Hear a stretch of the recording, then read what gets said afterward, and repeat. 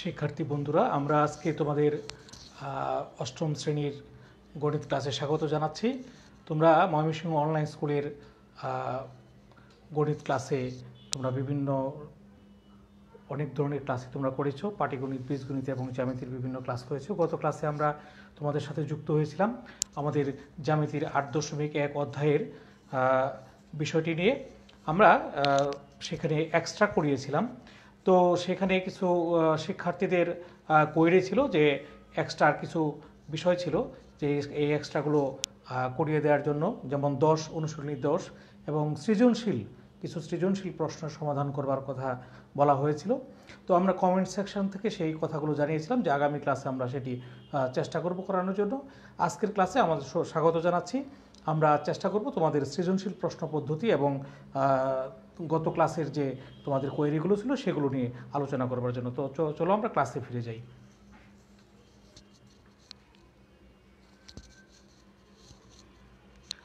আমরা আজকের ক্লাসে তোমাদের যে বিষয়টি নিয়ে আলোচনা করব প্রথমেই সেটি হচ্ছে 10 নাম্বার যে তোমাদের এক্সট্রাটি আছে সেটি নিয়ে আলোচনা করবার চেষ্টা করব। তোমরা নিশ্চয়ই দেখতে পাচ্ছ।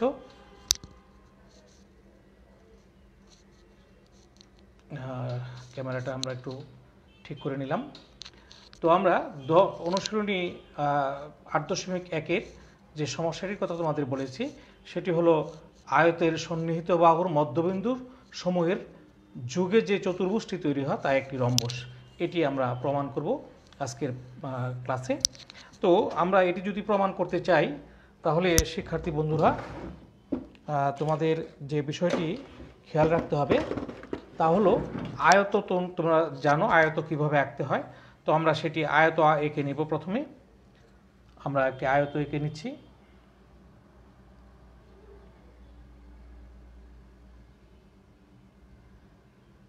এটা আমরা একটা আয়ত এঁকে নিলাম। ওকে, আয়তের নাম চিহ্নিত করি এ, বি, সি এবং ডি। এটা আমরা আয়ত একে চিহ্নিত করে নিলাম। তো আমরা এখন যদি দেখি যে আমাদের এই আয়তর 4টি বাহু রয়েছে, এবি, বিসি, সিডি এবং এডি। এর মধ্যবিন্দুগুলো আমাদের লাগাতে হবে। আমরা একটা মধ্যবিন্দু নিলাম, এটার নাম দিলাম ই।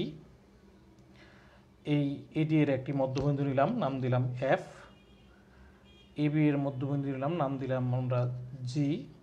এবং বিসি এর মধ্যবিন্দু নিলাম, নাম দিলাম আমরা এইচ। তো এখন বলা হয়েছে যে আয়তের সন্নিহিত বাহুর মধ্যবিন্দু সমূহের যুগে। তো এডি এবং এবি এর সন্নিহিত বাহু হচ্ছে এডি এর সন্নিহিত বাহু এবি, এবি এর সন্নিহিত বাহু বিসি, বিসি এর সন্নিহিত বাহু সিডি। তো আমরা এই 4টি বাহুর আমরা মধ্যবিন্দুগুলো নিলাম। এখন এই মধ্যবিন্দুগুলো যদি যোগ করি তাহলে একটা চতুর্ভুজ তৈরি হবে। আমরা মধ্যবিন্দুগুলো যোগ করে নিই।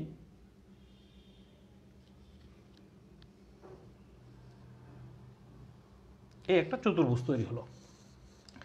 আচ্ছা, যে চতুর্ভুজটি তৈরি হলো এই চতুর্ভুজটি বলা হয়েছে যে এটি একটি রম্বস। এটি আমাদের প্রমাণ করতে হবে। এই ই, এফ, জি, এইচ যে চতুর্ভুজটি আমরা পেলাম এটা আমরা রম্বস প্রমাণ করব। তো আমরা যদি এটি রম্বস প্রমাণ করতে চাই তাহলে আমাদের কি করতে হবে? তো আমরা এটি রম্বস প্রমাণ করবার জন্য আমরা প্রথমেই এখানে একটা অঙ্কন আমাদের করতে হবে। এই অঙ্কনটি আপাতত তোমাদের দেখাচ্ছি না, কাজের সুবিধার্থে। তোমরা যখন আবার পরীক্ষার হলে করবে তখন কিন্তু এটি প্রথমেই দেখিয়ে দিবে। তো আমরা বিশেষ নির্বাচনটা একটু লিখতে চাই। হ্যাঁ, বিশেষ নির্বাচনটা লিখে নিই। বিশেষ নির্বাচন, যেহেতু বলা আছে আয়ত, কি আয়ত এটি বলা নাই, আমরা এই কারণে মনে করি লিখে নিব। সরি, আমরা মনে করি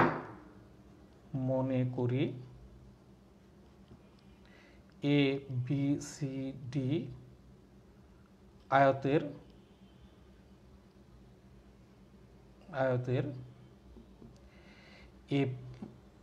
এ, বি, বিসি, সিডি ও এডি এর মধ্যবিন্দু যথাক্রমে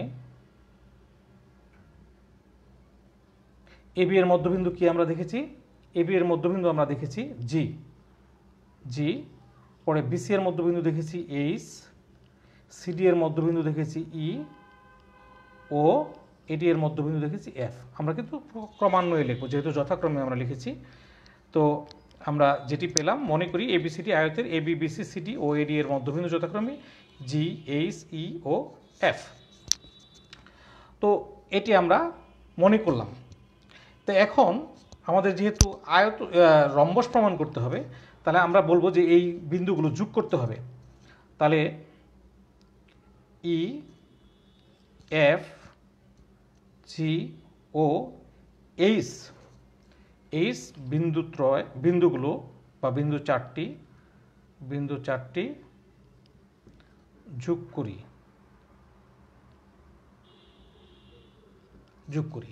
বিন্দু চারটি যোগ করলাম।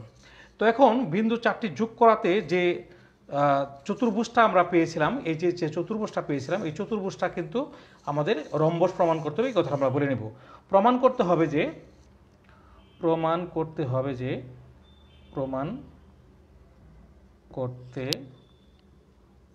যে ই, এফ, জি, এইচ একটি রম্বস। এটা হচ্ছে আমাদের বিশেষ নির্বাচন। তো এই বিশেষ নির্বাচনটা আমরা লিখে নিলাম। তো শিক্ষার্থী বন্ধুরা, বিশেষ নির্বাচনটা কিভাবে লিখতে হয় এটা কিন্তু আমরা আগের ক্লাসে তোমাদের দেখিয়েছি, তোমরা নিশ্চয়ই বুঝতে পেরেছো। এবং আজকে আবার একটু আলোচনা করলাম আমরা যে বিশেষ নির্বাচনটা আসলে প্রশ্নে যেটি দেওয়া থাকে, যে প্রশ্নে আমাদের দেওয়া ছিল এটি, যে প্রমাণ করো যে আয়তের সন্নিহিত বাহুর সংযোগে, মধ্যবিন্দু সংযোগে যে চতুর্ভুজটি গঠিত হয় তা একটি রম্বস। তো আমরা আয়ত এঁকেছি, তার বাহুগুলোর মধ্যবিন্দুগুলো নিয়েছি, সন্নিহিত বাহুগুলোর মধ্যবিন্দু নেওয়ার পরে যোগ করেছি। তাহলে যে চতুর্ভুজটি তৈরি হয়েছে ই, এফ, জি, এইচ, এটি একটি রম্বস প্রমাণ করতে হবে। তো যেহেতু আমাদের আয়তটা নামকরণ করা ছিল না, এই কারণে আমরা মনে করি এবিসিডি একটি আয়ত, যার মধ্যবিন্দুগুলো আমরা এভাবে লিখে আমরা বলছি যে প্রমাণ করবো যে এটি একটি রম্বস। তো আমরা প্রমাণে চলে যাব এখন। তো প্রমাণে যাওয়ার জন্য আমরা একটু মুছে নিই। হ্যাঁ, বিশেষ নির্বাচনটা আমরা একটু মুছে নিই, আমাদের জন্য সুবিধা হবে। তো এখন এটা যদি আমরা রম্বস প্রমাণ করতে চাই, তাহলে আমাদের যে জিনিসটি লাগবে, প্রথমে আমরা একটু দেখে নিই, সেটি হচ্ছে আমাদের অঙ্কন কিন্তু লিখতে হবে। আমরা অঙ্কনটা কিন্তু আগে লিখলাম না, আমাদের কাজের সুবিধার জন্য অঙ্কনের জন্য জায়গা রেখে দিলাম, আমরা লিখলাম না। এটা পরে তোমাদের সাথে আলোচনায় আমরা যুক্ত হব।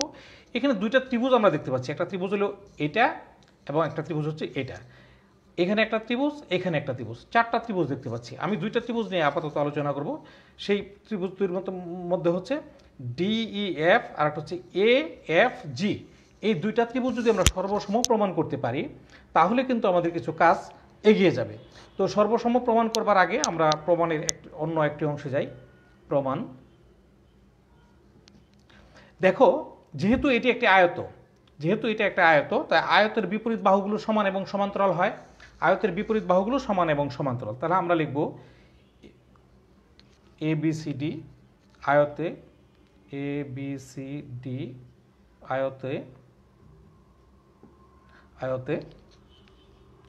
সিডি সমান সমান এবি। সিডি কোনটা? এসিডি উপরের বাহুটা, এবি কোনটা? নিচের বাহুটা। সিডি সমান সমান এবি। তো এটা আমরা জানি। তাহলে কেন আয়তের বিপরীত বাহু বলে? তোমরা সাইড নোট দিতে পারো, আয়তের বিপরীত বাহু বলে। তো আমরা এখন এই জায়গাটায় লিখতে পারি, যদি আমরা দুই দিয়ে ভাগ করে দিই, half of CD is equal to half of AB. নিশ্চয়ই তোমরা এটি বুঝতে পেরেছ যে উভয় পক্ষকে 2 দিয়ে ভাগ করলাম, তাহলে আমরা এটা লিখতে পারি।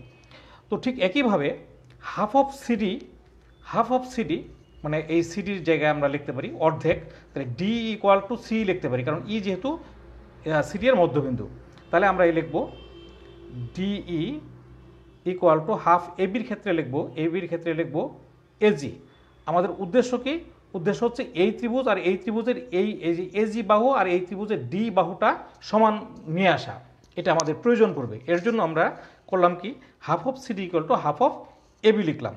তো হাফ অফ সিডির জায়গায় আমরা লিখলাম ডি। এখানে আমরা সাইড নোটে লিখতে পারি ই ও জি সিডি ও এবির মধ্যবিন্দু বলে, সিডি ও এ বি এর মধ্যবিন্দু মধ্যবিন্দু বলে। এই কথাটা সাইড নোট আকারে আমরা লিখে দিতে পারি। তো লিখলাম। তো এখন এই যে ডি সমান আমরা এজি পেলাম, তদ্রূপ কিন্তু আমরা এই যে এডি এর মধ্যবিন্দু কি এফ, তাহলে আবার আমরা লিখব আবার এফ এডি এর মধ্যবিন্দু, এডি এর মধ্যবিন্দু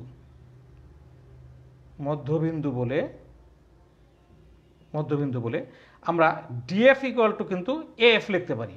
হ্যাঁ, ডিএফ সমান সমান এ এফ, ঠিক আছে কিনা? এফ যেহেতু এরিয়ার মধ্যবিন্দু, এই কারণে ডিএফ ইকুয়াল টু এফ, এটা আমরা এখন বুঝতে পেরেছি নিশ্চয়ই এইটুকু।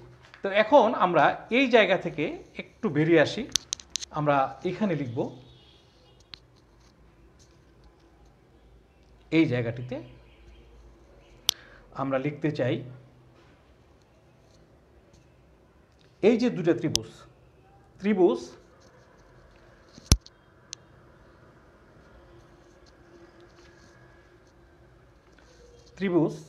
ডিইএফ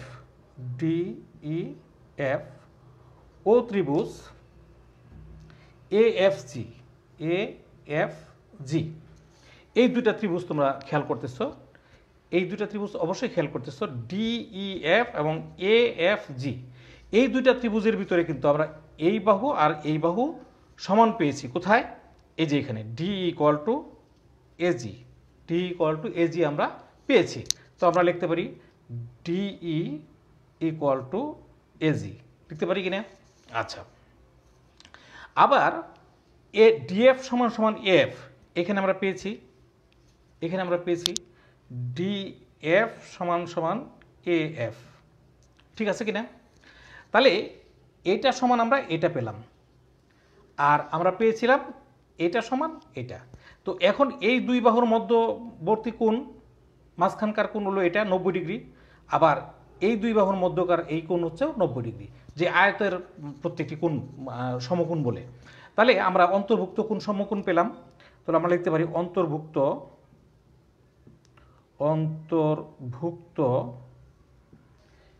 ইডিএফ কোণ ইজ ইকুয়াল টু অন্তর্ভুক্ত এফ এ জি কোণ, এটা আমরা পেয়ে গেলাম। তো আশা করি তোমরা এটা বুঝতে পেরেছো যে আমরা কিভাবে এটি পেলাম। তো আমরা এই কোণ এবং এই কোণ পেলাম। তাহলে আমরা সপ্তম শ্রেণীতে পড়েছিলাম যে দুইটি বাহু যদি সমান হয়, দুইটা ত্রিভুজের যদি দুইটি বাহু এবং তার অন্তর্ভুক্ত কোণ সমান হয়, তাহলে ত্রিভুজ দুটি সর্বসম।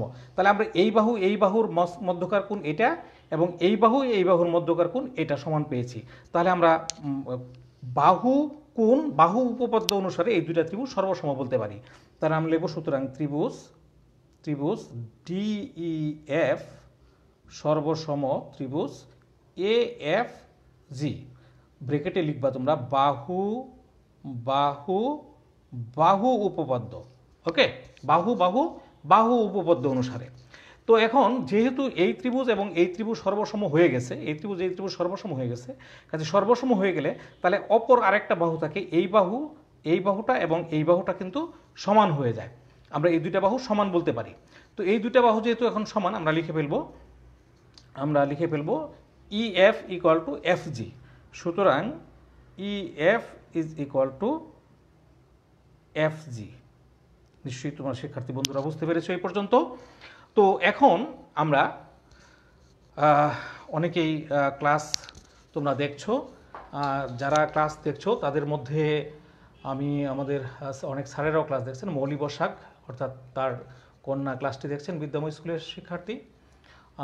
মেরিন তামান্না ক্লাস দেখছেন, খুরশেদ আলম আমাদের জেলা স্কুলের স্যার। তো আমরা ধন্যবাদ জানাই। তো শিক্ষার্থী বন্ধুরা, আমরা এই পর্যন্ত নিয়ে আসছি ইএফ ইকুয়াল টু এফজি, আমরা যেটি পেয়েছি এই বাহু আর এই বাহু সমান পেয়েছি। তো একইভাবে যদি আমরা এখন এই ত্রিভুজ আর এই ত্রিভুজ প্রমাণ করি, তাহলে কিন্তু আমরা এই বাহু আর এই বাহু সমান পাবো, এবং এই ত্রিভুজ এবং এই ত্রিভুজ যদি সর্বসম প্রমাণ করি, তাহলে কিন্তু এই বাহু আর এই বাহু পাবো। অনুরূপভাবে এই ত্রিভুজ আর এই ত্রিভুজ সর্বসম প্রমাণ করলে এই বাহু পাবো। তার মানে এই যে চতুর্ভুজটা EFGH এর 4টা বাহুই কিন্তু আমরা সমান পেয়ে যাব। তো শিক্ষার্থী বন্ধুরা, আমরা বাকিটা যেহেতু আমরা একটা পদ্ধতি দেখিয়েছি, বাকিটা আমরা অনুরূপভাবে লিখে দিব।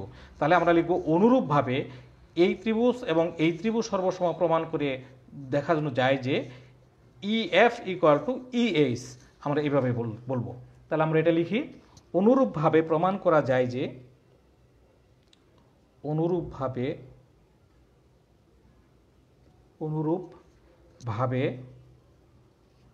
প্রমাণ করা যায় যে EF = EH এবং GH = FG। এটা তো আমরা অনুরূপভাবে লিখলাম। তোমরা কিন্তু আরো বিস্তৃত আকারে অনুরূপভাবে লিখতে পারো, যেমন অনুরূপভাবে এই ত্রিভুজ সর্বসম প্রমাণ করে দেখানো যায় যে এত সমান এত, এইভাবে লিখতে পারো। তো আমি একটু সংক্ষেপে লিখলাম, এটা লিখলেও কোনো অসুবিধা নেই, যেহেতু অনুরূপভাবে আমরা বলছি। এটা আমরা লিখে দিছি। এখন আমরা যেটি করব, তাহলে সুতরাং EFGH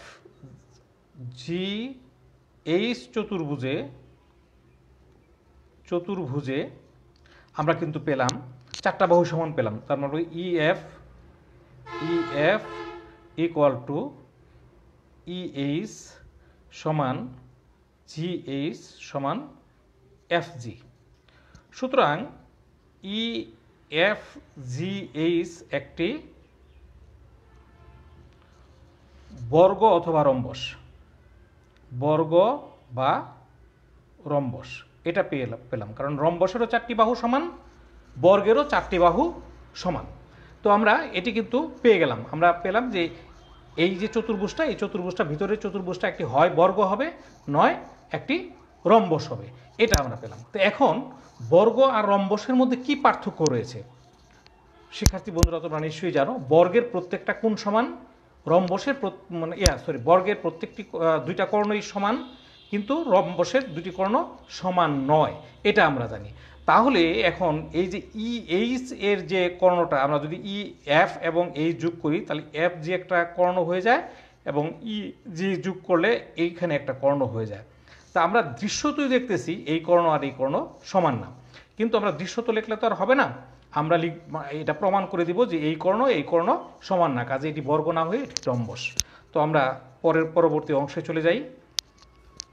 পরবর্তী অংশ, আমরা 4টে বাহু যেহেতু সমান প্রমাণ করেছি, অর্থাৎ রম্বস প্রমাণ করেছি বা বর্গ প্রমাণ করেছি, যে কোনো একটাই হতে পারে। তাহলে এখন আমরা প্রমাণ করব এটি রম্বস কিভাবে হয়। তো আমরা এখন দেখাবো, এই যে এই অঙ্কনটা কিন্তু আমরা এখন বলেছি যে এই অঙ্কনটা তোমাদের করতেই হবে, অর্থাৎ বিশেষ নির্বাচনের পরে লিখতে হবে FHEG যোগ করি, এটা লিখতে হবে।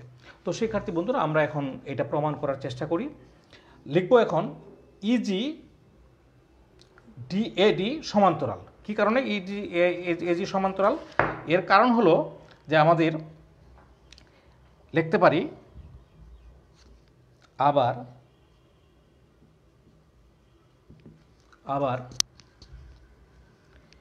AD সমান EG, AD সমান EG এবং CD সমান FG, এই CD সমান FG। কারণটা কি? কারণটা আমরা এই সাইড নোট আকারে দিব। বিপরীত বাহুর মধ্যবিন্দু সংযোগ সরল রেখা আয়তের, এই কারণে বিপরীত বাহুর মধ্যবিন্দু সংযোগ সরল রেখা বলে। তো এই যে বিপরীত বাহুর মধ্যবিন্দু, অর্থাৎ CD এর মধ্যবিন্দু E এবং তার বিপরীত বাহু AB এর মধ্যবিন্দু G, তাহলে এই মধ্যবিন্দু সংযোগ সরল রেখা কি হবে? তার অপর বাহুর সমান্তরাল হবে। বিপরীত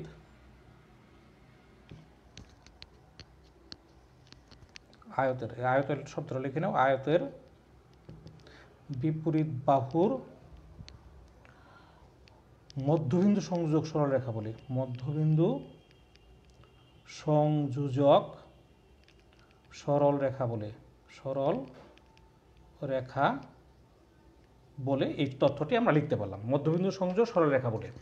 তো এখন আবার আমরা জানি আয়তের সন্নিহিত বাহু অসমান, আবার আয়তের সন্নিহিত বাহু অসমান বলে, যেহেতু আয়তের সন্নিহিত বাহু অসমান, তাহলে সিডি আর মানে এই কি এডি সমান হবে না। AD is not equal to CD. AD আর সিডি সমান হবে না, কারণ আমরা জানি দৈর্ঘ্য আর প্রস্থ কখনো সমান হয় না। তাহলে এডি সমান কি? ইজি।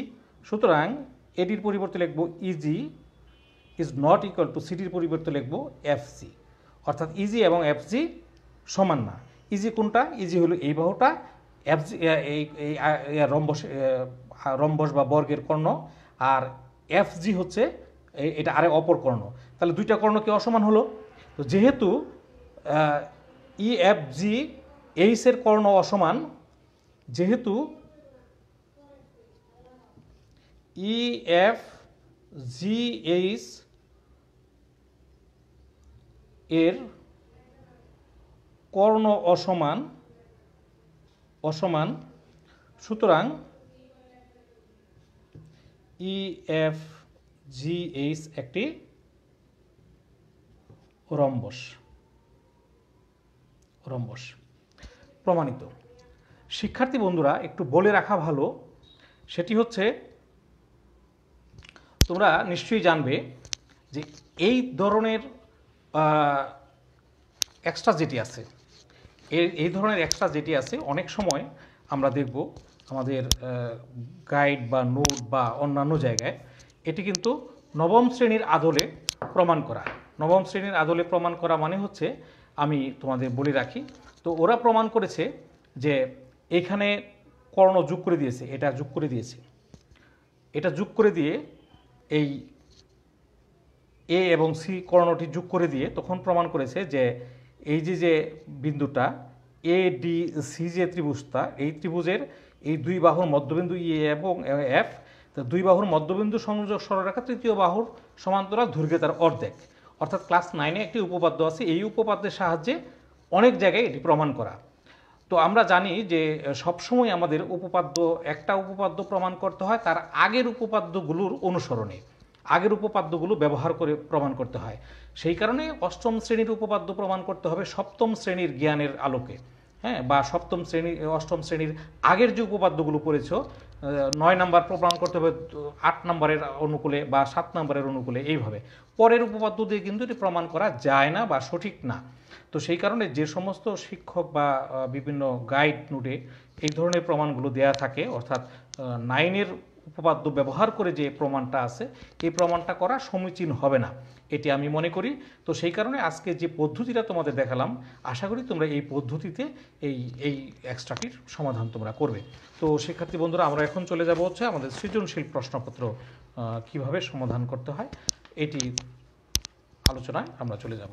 সৃজনশীল প্রশ্ন, আমি একটা সৃজনশীল প্রশ্ন তোমাদের দেখাবো এখন, যেটি তোমাদের বইয়েও আছে। আমরা আজকে তৈরি করে দেখাবো না, আমরা এখান থেকে দেখানোর চেষ্টা করব। এই যে একটা প্রশ্ন তোমরা দেখতে পাচ্ছ, সৃজনশীল প্রশ্ন, উদ্দীপক এবং আরেকটি প্রশ্নটি হলো এবিসি সমবাহু ত্রিভুজের একটি সমবাহু ত্রিভুজ দেওয়া আছে এবিসি, যার 3টি বাহু এবি, বিসি এবং এসি, এর মধ্যবিন্দু 3টি দেওয়া আছে ডিই এফ। তো ক নম্বর প্রশ্ন হচ্ছে আয়ত বা রম্বস বর্গ নয় কেন, ব্যাখ্যা করো। আয়ত বা রম্বস বর্গ নয় কেন, নিশ্চয়ই এই ব্যাখ্যাটা তোমরা নিজেরা করতে পারবে, তারপরে আমি একটু আলোচনা করব। দ্বিতীয় প্রশ্ন হচ্ছে প্রমাণ করো যে বিডিএফ, ডিএফই, এফইবি এবং ইবিডি সমান 4 সমকোণ। তো শিক্ষার্থী বন্ধুরা, তোমরা কিন্তু এই ধরনের সমস্যাগুলো কিন্তু তোমরা বিভিন্ন সময় সমাধান করেছো। অর্থাৎ তোমরা 8.1 অনুশীলনী প্রথম উপপাদ্যটা ছিল যে একটি চতুর্ভুজের 4 কোণের সমষ্টি 360 ডিগ্রি বা 4 সমকোণ, এটা প্রমাণ করেছো। ওই উপপাদ্যটাই কিন্তু এইখানে দেওয়া হয়েছে। তার মানে আমরা যখন একটা সৃজনশীল প্রশ্ন তৈরি করি, সাথে ক নাম্বারটা যেরকম আমরা অনুধাবনমূলক দিয়ে থাকি। পাশাপাশি আমরা খ নাম্বারটা কিন্তু মধ্যবর্তী বা মধ্যমানের কাঠিন্যের প্রশ্ন, গ নাম্বারটা হচ্ছে কঠিন প্রশ্ন। তো এই মধ্যমানের কাঠিন্য প্রশ্নটা সাধারণত আমাদের যেটি হয়ে থাকে একটা উপপাদ্য, যে উপপাদ্যগুলো থাকে এদের মধ্য থেকে আমরা একটা দিয়ে থাকি। আর পরবর্তী যে প্রশ্নটা সেটা আমরা একটু এক্সট্রা বা নিজেরা তৈরি করে কোনো উপপাদ্যের আলোকে যাতে প্রমাণ করতে হয় এরকম একটি সমস্যা আমরা দিয়ে থাকি। এইভাবে কিন্তু সৃজনশীল প্রশ্নটা তৈরি করা হয়। তাহলে তোমরা দেখবে যে এই প্রশ্নটা যে উদ্দীপকটা দেওয়া আছে এই উদ্দীপকটার ক্ষেত্রে কিন্তু ক নাম্বারটা যায় না। ক নাম্বারের উত্তর উদ্দীপকে থাকতেও পারে, নাও থাকতে পারে। তাহলে ক নাম্বারে কি আছে? আয়ত বা রম্বস বর্গ নয় কেন ব্যাখ্যা করো। এগুলো তোমরা ছোটো ক্লাসেও পড়েছো, তোমাদের ক্লাসেও কিন্তু এগুলো সম্পর্কে বিস্তারিত আলোচনা করা আছে। তোমরা এটার উত্তর নিজেরা করতে পারবে। কিন্তু পরের যে প্রশ্নটা এটা কিন্তু 1 নম্বর উপপাদ্য। তাহলে 1 নম্বর উপপাদ্যটা আমি আবার তোমাদের করিয়ে দিব, এখন তোমরা দেখতে পারবে। তারপরে এটা হচ্ছে একটা এক্সট্রা, যেটা তোমাদের এটি বইয়ে আছে। এটা নবম শ্রেণীতে তোমরা উপপাদ্য আকারে পাবে, আর তোমাদের অষ্টম শ্রেণীতে এটা এক্সট্রা আকারে আছে। তো শিক্ষার্থী বন্ধুরা, আমরা এই ক্লাসটি শুরুতেই আমরা খ নম্বরের সমস্যাটি সমাধান করতে চাই। খ নম্বরের সমস্যাটা যদি আমরা সমাধান করতে চাই তো আমরা প্রশ্নটা এখানে রেখে দিলাম। রেখে দিয়ে আমরা একটু দেখাবো। তো খ নম্বরের প্রশ্নটা হলো চতুর্ভুজের চার কোণের সমষ্টি 360 ডিগ্রি বা 4 সমকোণ, এটা আমাদের প্রমাণ করতে হবে। তো আমরা যদি এটি প্রমাণ করতে চাই তাহলে একটু তোমাদের আমরা নিয়ে যেতে চাই ওই জায়গাটি, তোমরা একটু খেয়াল করো। প্রথমেই আমাদের একটি সমবাহু ত্রিভুজ আঁকতে হবে। খ নম্বরের সমস্যা, খ নম্বর। তো সমবাহু ত্রিভুজ আঁকবো আমরা একটি। তো এবিসি সমবাহু ত্রিভুজ, আমরা এবিসি সমবাহু ত্রিভুজ আঁকি। অবশ্যই তোমরা যখন আঁকবে আনুমানিকভাবে সমবাহু হইতে হবে, অর্থাৎ এই বাহু এই বাহু এই বাহু, তিনটা বাহু যেন সমান থাকে, এ বি সি, এটি অনুমান করে আঁকতে হবে। তো আমরা এটি সমবাহু ত্রিভুজ এঁকে নিলাম। তো বলছে এই এ বি এর মধ্যবিন্দু বলছে কি, এ বি এর মধ্যবিন্দু বলছে ডি, তো এটার মধ্যবিন্দু আমরা ডি দিই। আচ্ছা, বিসি এর মধ্যবিন্দু বলছে ই, এটা আমরা ই দিলাম। এসি এর মধ্যবিন্দু এফ, আমরা এফ দিলাম। অর্থাৎ যেভাবে আমাকে প্রশ্নে আঁকতে বলা হয়েছে আমি কিন্তু সেভাবেই এঁকে নিলাম। তো এখন বলছে যে কি প্রমাণ করতে হবে? প্রমাণ করতে হবে আমাদের, সেটি হলো বিডিএফ কোণ, বিডিএফ কোণ। তাহলে বিডিএফ কোণ যদি আনতে হয় তাহলে কিন্তু এটা যোগ করতে হবে, ডিএফ যোগ করতে হবে। তাহলে আমরা ডিএফ যোগ করি, ডিএফ যোগ করি। আবার এখানে আরও চারটি কোণ আছে, তাহলে ওইগুলো পেতে হলে আমাকে এফ ই যোগ করতে হবে, ডিই যোগ করতে হবে। আমরা এগুলো যোগ করে নিলাম। আচ্ছা, তাহলে আমরা বিশেষ নির্বাচনটা কি লিখব? তো আমরা বিশেষ নির্বাচনটা একটু লিখে নিই। বিশেষ নির্বাচন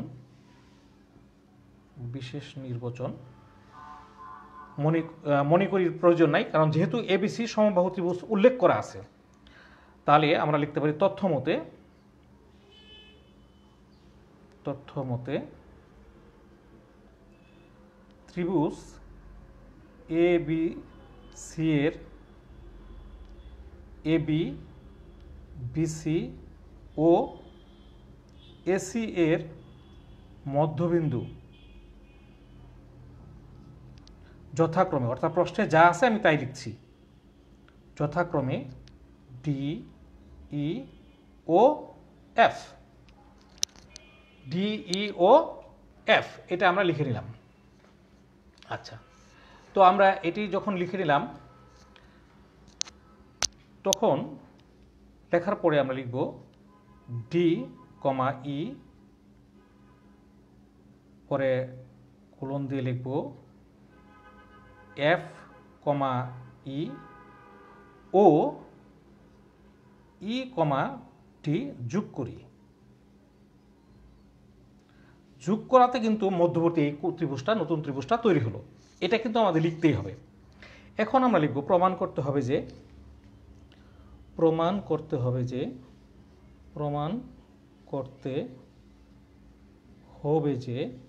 কি প্রমাণ করতে হবে আমাদের প্রমাণ করতে হবে যে এই যে নতুন চতুর্ভুজটা হলো ডি এফ ই বি বা বিই এফ ডি যেটাই লেখো তুমি, এই চতুর্ভুজটার চার কোণ দেখো বিডিএফ, বিডিএফ এই কোণটা, এই কোণটা ডিএফই, ডিএফই এই কোণটা, আচ্ছা এফইবি, এফইবি এই কোণটা, ইবিডি, ইবিডি এই কোণটা। তা চারটা কোণ কি? এই চতুর্ভুজের চারটা কোণ হয়ে গেল না?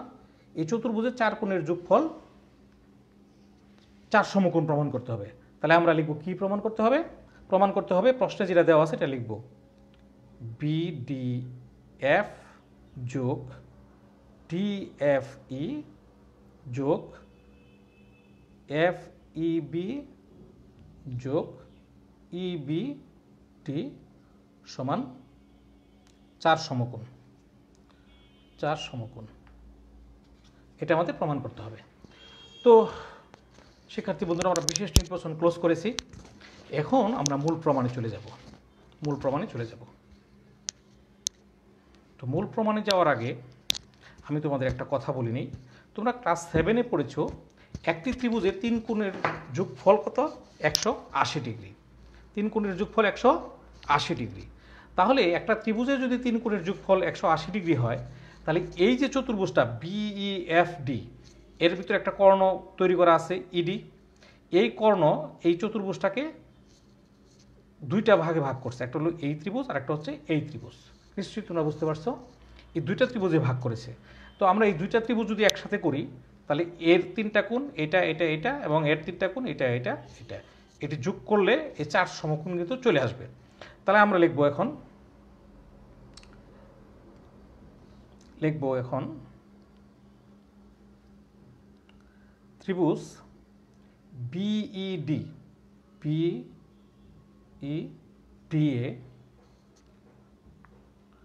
বিইডিএ ইবিডি কোণ,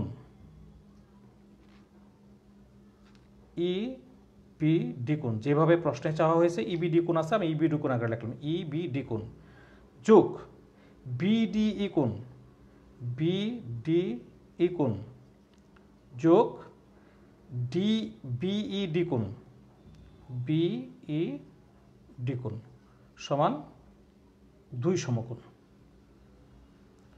দুই সমকোণ। এটা তোমরা জানো, তথ্যটা তোমরা সাইড নোট আকারে লিখে দেবা। ত্রিভুজের তিন কোণের সমষ্টি দুই সমকোণ বলে, ত্রিভুজের তিন কোণের সমষ্টি দুই সমকোণ বলে। শিক্ষার্থী বন্ধুরা, এটা তোমরা নিশ্চয়ই বুঝতে পেরেছো।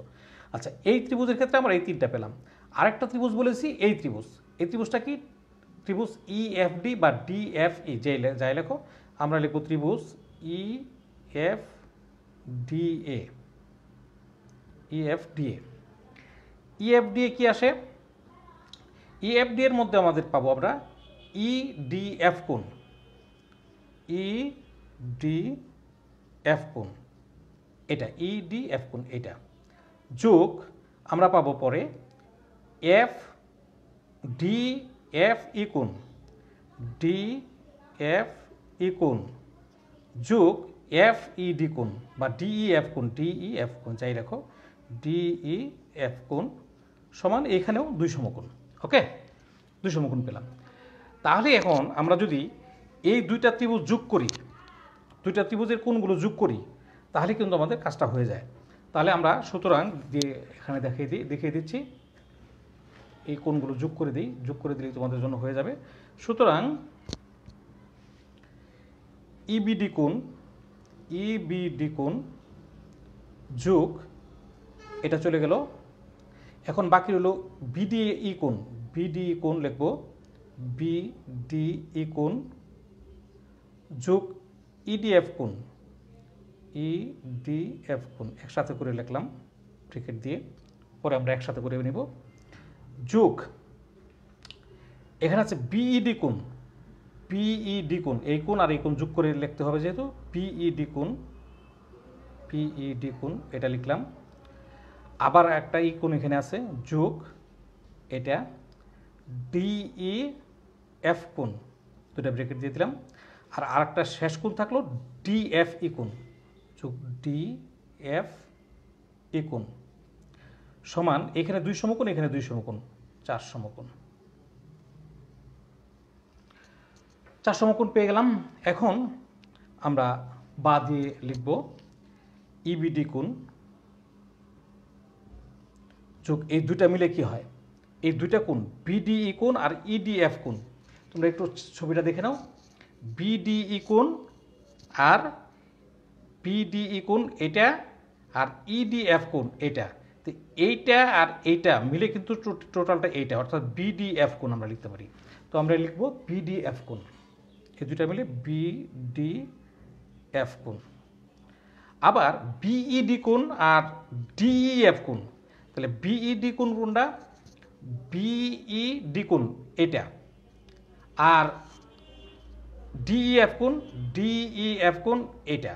তাহলে এইটা আর এইটা এই দুইটা মিলে কিন্তু হচ্ছে এটা আর এটা মিলে হচ্ছে টোটাল এইটা, তার মানে বিইএফ কোণ। বিইএফ কোণ সাথে আছে ডিইএফ কোণ সমান 4 সমকোণ। 4 সমকোণ প্রমাণিত।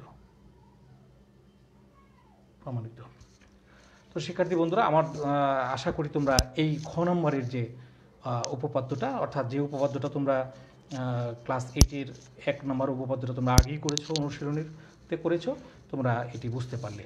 তোমাদের এখন আমরা চলে যাব পরবর্তী উপপাদ্যটি প্রমাণের জন্য।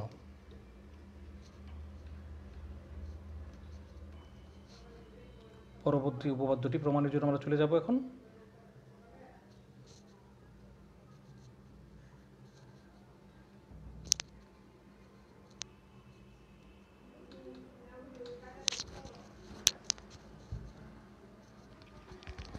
পরবর্তী হচ্ছে গ নাম্বার।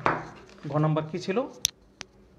গ নাম্বারটা ছিল তোমাদের, তোমরা নিশ্চয়ই দেখতে পাচ্ছ, প্রমাণ করো যে ডিএফ সমান্তরাল বিসি এবং ডিএফ সমান সমান হাফ অফ বিসি, এটা প্রমাণ করতে হবে। তো এইটা যদি আমরা প্রমাণ করতে চাই তাহলে আমাদের কি কাজ করতে হবে? এটা প্রমাণ করার জন্য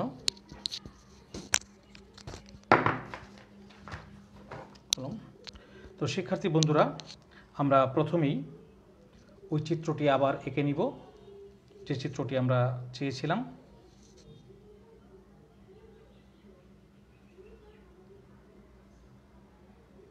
সমবাহু ত্রিভুজ দেওয়া ছিল, হ্যাঁ, সমবাহু ত্রিভুজ দেওয়া ছিল।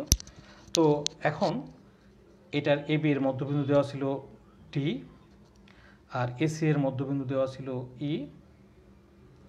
আমরা এই দুইটা ব্যবহার করব, অর্থাৎ আমরা ডিই যোগ করব, হ্যাঁ, কারণ আমার ডিই আর বিসি দরকার।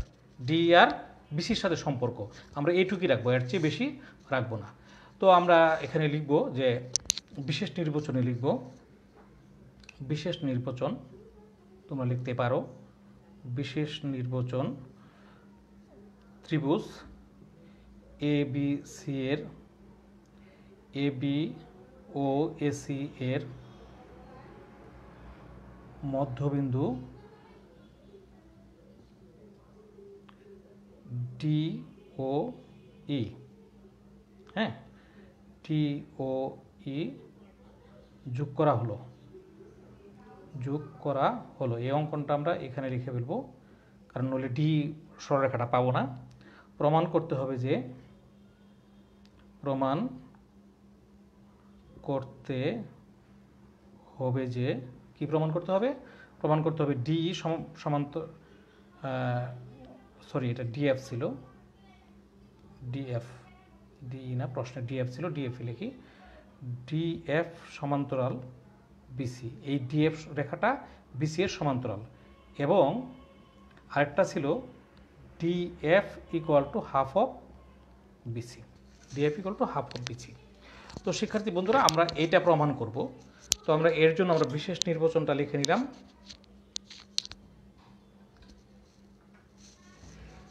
আমরা বিশেষ নির্বাচনটা যেটি লিখলাম এটা তোমরা এখন বুঝতে পেরেছো। তো এই বিশেষ নির্বাচনটা আমরা লেখার পরে আমরা এটা মুছে দিব, আমরা এটা মুছে দিতে চাই বিশেষ নির্বাচনটা, জায়গার অভাব। তো এখন প্রমাণের জন্য আমাদের যা করতে হবে, অঙ্কন করতে হবে। অঙ্কন, অনেক সময় প্রমাণের জন্য আমাদের অঙ্কন করতে হয়। কি অঙ্কন করব? আমরা অঙ্কন করব যে সি বিন্দু দিয়ে বিডি সমান্তরাল করে বা এবি সমান্তরাল করে একটি রেখা আঁকব, যা ডিএফ এর বর্ধিতাংশকে জি বিন্দুতে ছেদ করে। কি বিন্দুতে ছেদ করে? জি বিন্দুতে ছেদ করে। তাহলে আমরা লিখব সি বিন্দু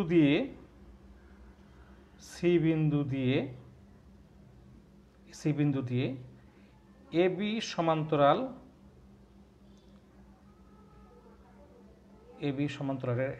এইভাবে লিখি, এবি সমান্তরাল রেখা অঙ্কন করি যা ডিএফ এর বর্ধিতাংশকে মানে বর্ধিত যে অংশ সেটা হলো বর্ধিতাংশকে জি বিন্দুতে ছেদ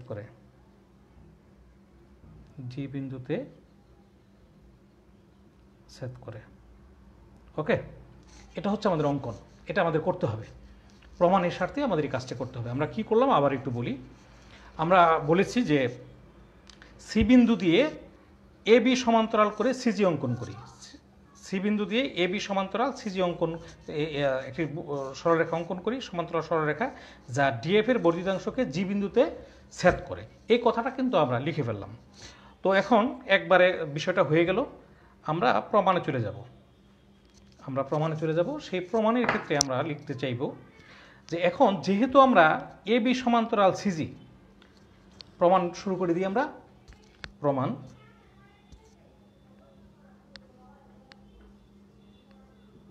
প্রমাণে আমরা লিখব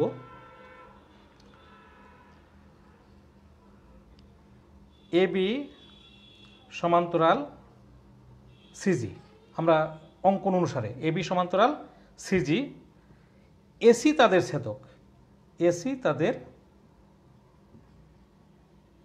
ছেদক, ঠিক আছে কিনা? আচ্ছা, এসি ছেদক তোমাদের একটু বলে রাখি যে এরকম একটি সমান্তরাল সরল রেখা যদি আমরা আঁকতে চাই, এখানে একটু এঁকে দেখাই তোমাকে। এটা ছেদক সমান্তরাল, এটা তাদের ছেদক যদি হয়, তাহলে এই কোণ আর এই কোণ কিন্তু একান্তর কোণ, ঠিক আছে কিনা? এই কোণ একান্তর কোণ। তাহলে এবি এবং সিজি যদি সমান্তরাল হয়, এবি এবং সিজি সমান্তরাল, তাহলে এসি তাদের ছেদক, তাহলে এই কোণ আর এই কোণ একান্তর কোণ হবে। যদি এই কোণ আর এই কোণ একান্তর কোণ হয়, তাহলে এই কোণ আর এই কোণ একান্তর কোণ হবে। তাহলে আমরা লিখব সুতরাং ডিএএফ কোণ ইজ ইকুয়াল টু একান্তর এফসিজি কোণ। একবারে লিখলাম, তোমরা এইভাবে লিখতে পারো বিএসি কোণ সমান এসিজি কোণ, এটা লিখতে পারতো। আমি একবারে লিখে ফেললাম এটা। তো এখন আমরা যে জিনিসটি পাবো সেটি হচ্ছে এই কোণটা পেলাম। আরেকটা কোণ আছে, যেহেতু এসি এবং ডিজি এক বিন্দুতে ছেদ করেছে, তাহলে এই কোণ আর এই কোণ কিন্তু বিপ্রতীপ কোণ, ঠিক আছে কিনা? তাহলে আমরা এটা ব্যবহার করব কোথায়? এই দুইটা ত্রিভুজ আমরা সর্বসম প্রমাণ করতে চাই। তাহলে লিখব ত্রিভুজ এডিএফ ও ত্রিভুজ সিজিএফ,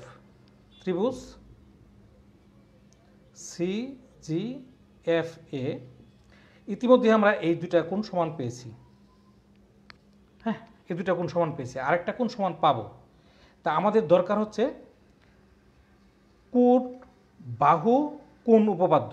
তাহলে এই বাহু আর এই বাহু আমরা সমান বলতে পারি, কারণ কি এফ সমান সিএফ, কারণ এফ এসি এর মধ্যবিন্দু। তাহলে আমরা লিখব এএফ সমান সিএফ। এএফ কোন ত্রিভুজের? এডিএফ ত্রিভুজের। এডিএফ ত্রিভুজের হলো এফ, আর সিজিএফ ত্রিভুজের হলো সিজি। তাহলে এফ সমান সিজি, কারণ কি এফ এসি এর মধ্যবিন্দু। আমরা লিখে দেব এফ এসি এর মধ্যবিন্দু। এই কারণে আমরা এফ সমান সিএফ লিখতে পারলাম। ওকে, তো এই বাহু সমান এই বাহু লিখেছি। তো এখন কোণ দরকার, তো প্রথম কোণ এটা আর এটা সমান প্রমাণ করেছি, এটা লিখে নিই, এখানে দেওয়া আছে। আমরা লিখব ডিএএফ কোণ is equal to F C G কোণ, এটা লিখলাম। আচ্ছা, আবার এই কোণ আর এই কোণ বিপ্রতীপ কোণ আগেই বলেছি।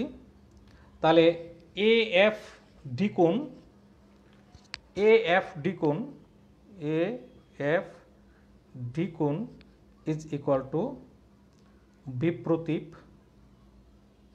সি এফ জি কোণ, সি এফ জি কোণ। ওকে, তাহলে আমরা দেখি কোণ বাহু কোণ, কোণ বাহু কোণ, অর্থাৎ একটা বাহু আর দুইটা কোণ পেয়েছি। তাহলে কোণ বাহু কোণ উপপাদ্য অনুসারে এটা দুইটা ত্রিভুজ সর্বসম বলতে পারি। সুতরাং ত্রিভুজ এডিএফ, এডিএফ সর্বসম ত্রিভুজ সিজিএফ, ব্র্যাকেটে লিখব কোণ বাহু কোণ, এই উপপাদ্য অনুসারে কোণ বাহু কোণ উপপাদ্য অনুসারে এটা সর্বসম আমরা প্রমাণ করলাম। তো শিক্ষার্থী বন্ধুরা, যেহেতু আমরা এই ত্রিভুজ আর এই ত্রিভুজ সর্বসম প্রমাণ করতে পেরেছি, তাহলে আমরা অবশ্যই বলতে পারবো সিজি সমান এডি বলতে পারবো। তো এটা আমরা বলবো। এখন মুছে দিই।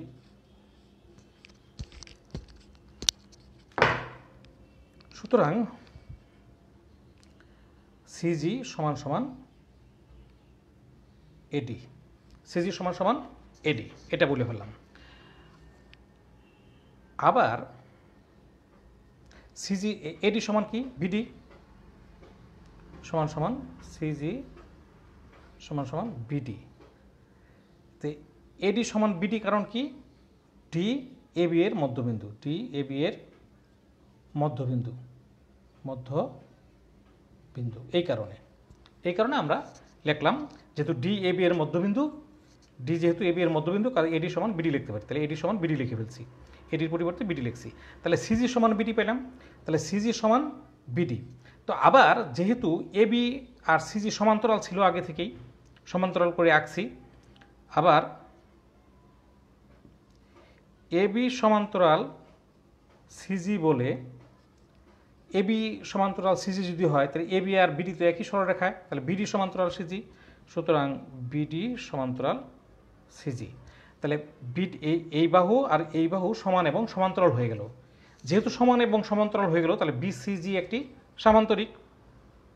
তাহলে আমরা এখন লিখতে পারি এই জায়গাটি লিখতে পারি আমরা বিসিজিডি চতুর্ভুজে বিডি ও সিজি সমান ও সমান্তরাল, সমান ও সমান্তরাল বলে বিসিজিডি একটি সামান্তরিক, বিসিজিডি একটি সামান্তরিক। ওকে, যেহেতু এই বাহু আর এই বাহু সমান এবং সমান্তরাল পেয়েছি, এই দুইটা সমান্তরাল পেয়েছি, তাহলে বিসিজিডি যে চতুর্ভুজটা, এই চতুর্ভুজটা একটা সামান্তরিক হয়ে গেছে। আমরা জানি কোনো চতুর্ভুজের দুইটি বিপরীত বাহু যদি সমান এবং সমান্তরাল হয়, তাহলে চতুর্ভুজটি একটি সামান্তরিক।